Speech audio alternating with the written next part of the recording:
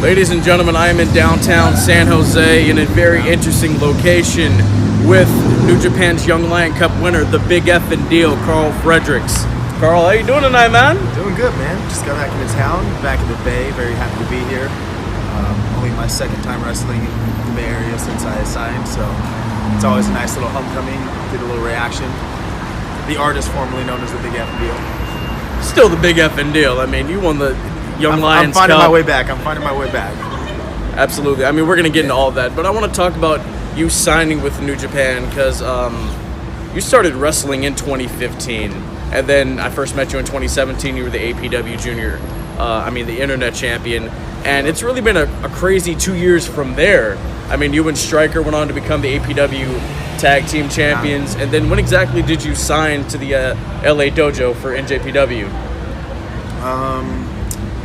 Stryker and I lost those titles to Reno Scum, I want to say July 7th.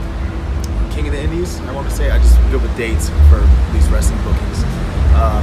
The very next week I went to the New Japan camp, and then like 10 days later I was living in LA and got the offer and took it immediately. So were there any other names in that training camp that we might know of besides Stryker? Stryker wasn't at that camp. He came to a camp later, after a few months after I had signed. The camp that I went to was actually it was a smaller one, and it was kind of like an invite-only thing. And Scorpio Sky actually, because he was still the assistant coach at the time, helped me get into that and gave me his stamp of approval. So that when I came in, they only knew me as Scorpio's guy. But Adrian Quest was there. Buddy Royal was there when I first came in. Clark Connors and Alex Coughlin, two guys that were I knew they were already signed when I met them. I just could tell just from camp, you know. And homie from across the pond, Danny Dugan, was there. And I want to say that's it. There's only 5 or 6 of us. It was a really small camp. It was brutal. Yeah. So how difficult is the dojo training? Was it extremely even more difficult from your just regular pro wrestling training? Or are you screaming like they did in the dungeon in Calgary back in the day? It's hands down the hardest thing I've ever done in my life. This last year and a half, becoming a young lion has been the hardest thing I've ever done in all of the best ways. The training, yeah, that's one of the big reasons that it was so appealing for me to sign to New Japan, because I did the camp, and just those 3 days, the hardest 3 fucking days of my life. And I've done a few 3-day stints in Florida, which was challenging, but nothing like this, and it hasn't changed since then. So it's not. It's something with the fighting spirit and all of that stuff that they imprint in us, that once you're in, you turn it on and it stays on, and you don't turn it off. We have off days, obviously rest days, but there's not one day in the dojo where we go in there and we don't have that turned on. It's as strict as there's no yawning in the dojo. You're squatting, you yawn in the dojo, no matter how early it is. But yeah, it's brutal, but it's the best training in the world. So I know in the dojo in Japan, guys are like sleeping on the floor there. Is that kind of the same deal in LA? If it's packed out, the Japan dojo it's a dormitory basically. But for us, no, we're all set right now. There's guys coming in and out, so there's days, especially if a senpai comes and stays with us, and go to Sunday train here before P1. So obviously I gave him my bed, and we have couches. We're comfortable. It's good. Not a bad deal. For sure. So I mean, how long was it after you signed with New Japan? You're training in the LA dojo. How long was it before you actually started wrestling in Japan? It was 11 months. It was nearly a year to when around the time I had signed. I'd been given the offer on my birthday, July 15th, 2018, and July 11th was our first venture to Japan. I think it was the flight, and I think on 12 we wrestled. So yeah, it was a long year staying up till 2-3 a.m. You know what it's like out here to watch the New Japan shows and watching the other young lions wrestle and all that stuff, just thinking like just wait till I get over there, you know. Yeah, set the world on fire. I mean, I've been watching your stuff, especially in the Young Lions Cup. It's really the same moveset from when you were wrestling out here. Like, not much has changed. I mean, your body, Well, like you're in the best shape of your life. I am absolutely the best shape of my life. That's living the way and training the way we do. Moveset.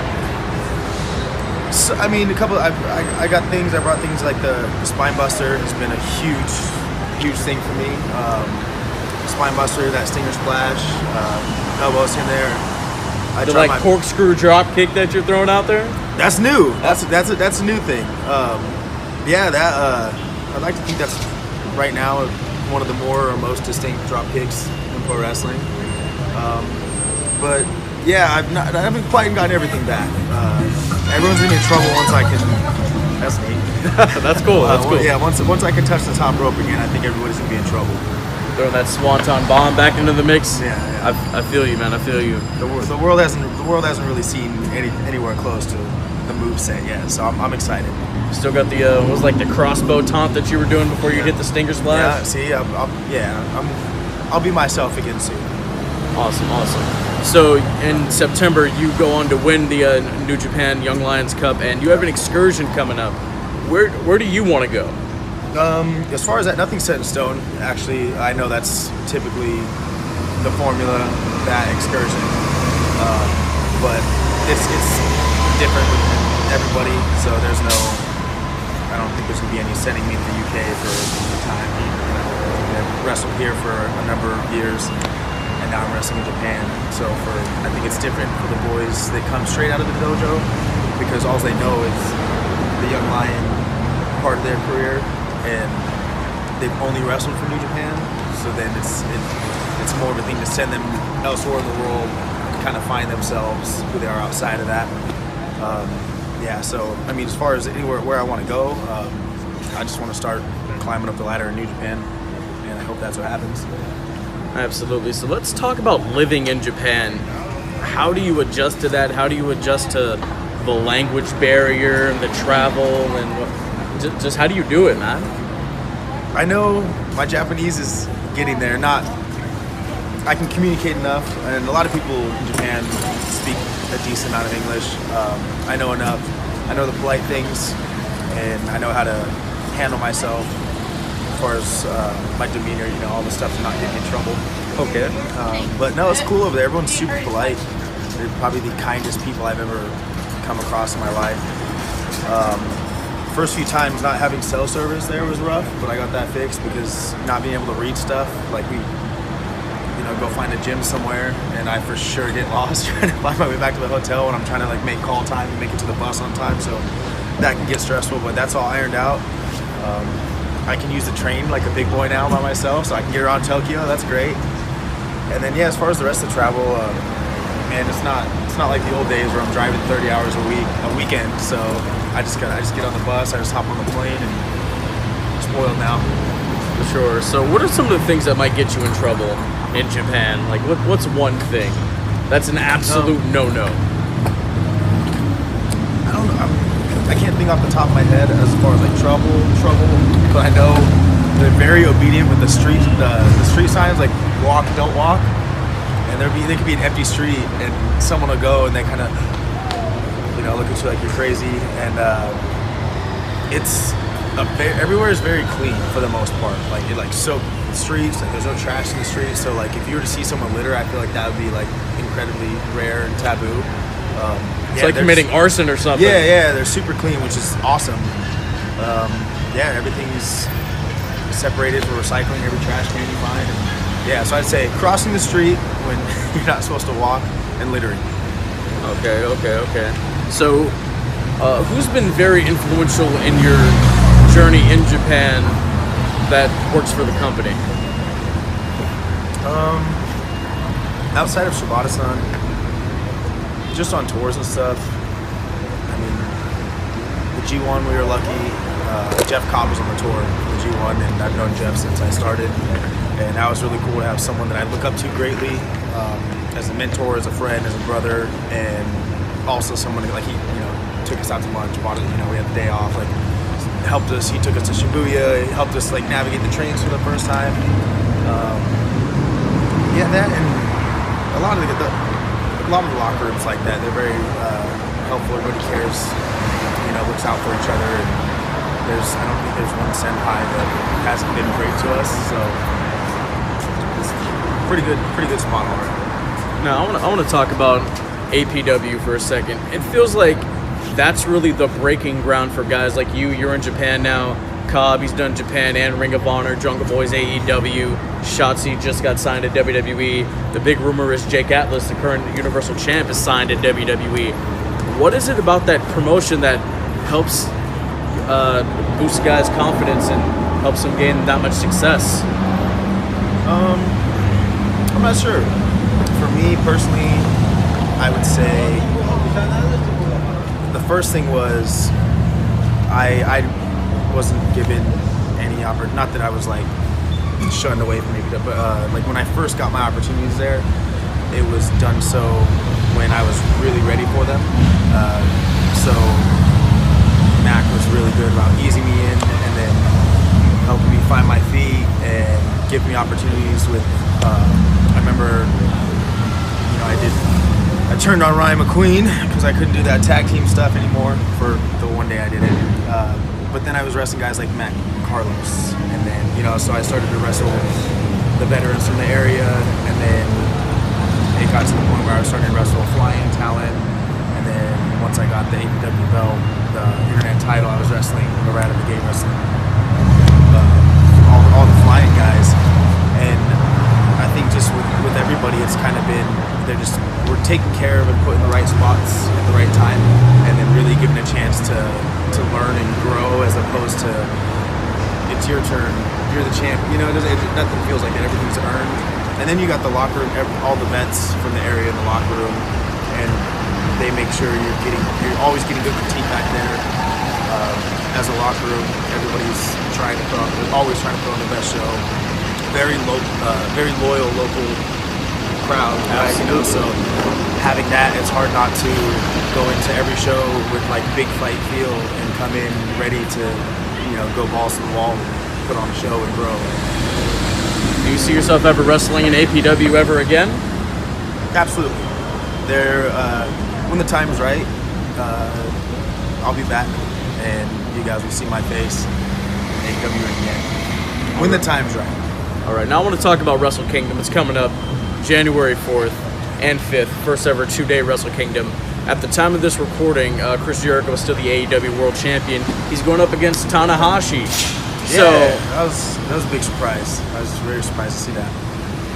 So with that being said, if there's a possible AEW New Japan partnership, I mean, Cody, the Bucks, Kenny, like all their guys, all the top guys there, we're top guys in Japan. Could we possibly see Karl Fredericks on Dynamite or AEW Dark or something like that? If that's the way things are going and there's some sort of two-way street, there's no way that I would turn that down. I want to be the best wrestler in the world, and between New Japan, AEW, whoever's willing to play ball, that's just another opportunity for me to prove it. All right, now tomorrow you have a tag team match, and one of the men you will be facing is Minoru Suzuki. He's a bad motherfucker. How do you prepare for that? Well, you don't. I've been in the ring with him a handful of times now, on the G1, and you just gotta come in and be fearless and fight your heart out, because he's a killer. My jaw hurts just thinking about it, but I'm excited. Like I said, I got some loyal fans going to be there tomorrow, and I'm excited to, go prove myself, go man up tomorrow. So. I got you, man. Maybe we get a little bit of that Bay Area Karl Fredericks in the Civic Center. It was tough not to bring out some of that BFD last time, and I still got to kind of put a lid on it for now. But you're definitely going to see some of that swagger come back tomorrow. It's going to feel good. All right. Now, so who do you have your eyes set on as far as the title picture? Of course, everybody wants to be the head honcho, so would you really just go straight for Okada? The IC title. I know Lance has the US title right now. Which one are you really looking at? Honestly, right now, my long-term goal, right? Of course I want to be the IWGP champion. But right now, I'm in a spot where I just came off the junior tag team tour, and I'm getting opportunities with next level talent now, and it's a frustrating spot for me to be in because I'm winning young lion matches, but I'm supposed to, so I'm not satisfied with that. And then I go into these other matches. I wrestled Archer at Hammerstein a month ago and fought my heart out. I was hanging in there for a bit and then I lost. So I'm still in this limbo spot where I still got some things to put together and figure out. And once I do, then I can start looking at things like that. But right now I want to start picking up wins against that next level talent, and work my way up the ladder. And until I do that, then everything else is just, long picture, long game. I mean, you as IWGP Heavyweight Champ, there aren't that many Gaijin champions in New Japan, and you'd be in a very select few that have actually done that, so that'd be really cool to see. But I want to talk about wrestling in front of a Japanese crowd, because out here in America, a guy does one dive over the top rope. This is awesome. In Japan, they're very quiet, they're very respectful, and then when somebody does something big, they're like, oh. What's that reaction like? Man, the Japanese crowd, I honestly love it. They kind of takes a little bit of the show, a little while for me to warm up into it, But yeah, same thing. You'll wrestle, you just come to a standoff, quick stalemate or something because you're both fresh, and they clap for that. Like they're so passionate about the actual sport and the science of wrestling, and why are they even just grappling for position? You get a rope break, and they cheer for that. And I think my favorite thing about them is, whether it be on the internet, you meet them before the show or in the streets, and they just ask you to do your best. Whether they like you or they don't, they just ask you to fight your heart out. And yeah, there's the level of respect they have for the sport is unreal. So I love wrestling in Japan. All right, as we're winding down here, have you been to Ribera's Steakhouse? No, I haven't made it over there yet. No. Once I'm out of the dojo and get to spread my wings a little bit, you have to, right? So I'll get my jacket eventually. For sure. Now, as we're winding down, what's next for Karl Fredericks, man? Like, if we have this conversation a year from now, where do you think you're going to be?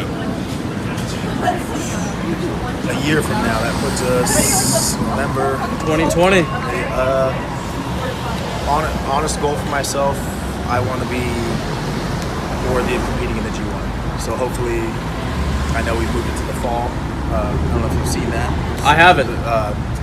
Olympics or in Tokyo this next summer. Okay. So I believe we're moving it, something like that.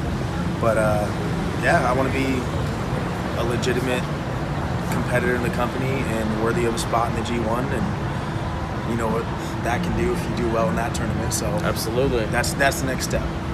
That's really the setup for Wrestle Kingdom and potential rivalries moving forward and championship opportunities. Well, Karl, you have a big night ahead of you tomorrow. Good luck. Hopefully Minoru doesn't do you up too bad. I'm gonna go in there and give it my all, man. I got my parents in the crowd, so can't look like a bitch in front of the old man. So, what was your parents' reaction to you saying, "Hey, I'm gonna go move to LA and then I'm gonna be wrestling in Japan"? Well, they've been supportive of this whole everything in wrestling from the get-go. So, yeah, as soon as I gave them the call, and I was staying in LA at the time, and they knew I was doing the camp. So as soon as they asked how it's going, I was able to give them a call and say like, "Hey, I got a job."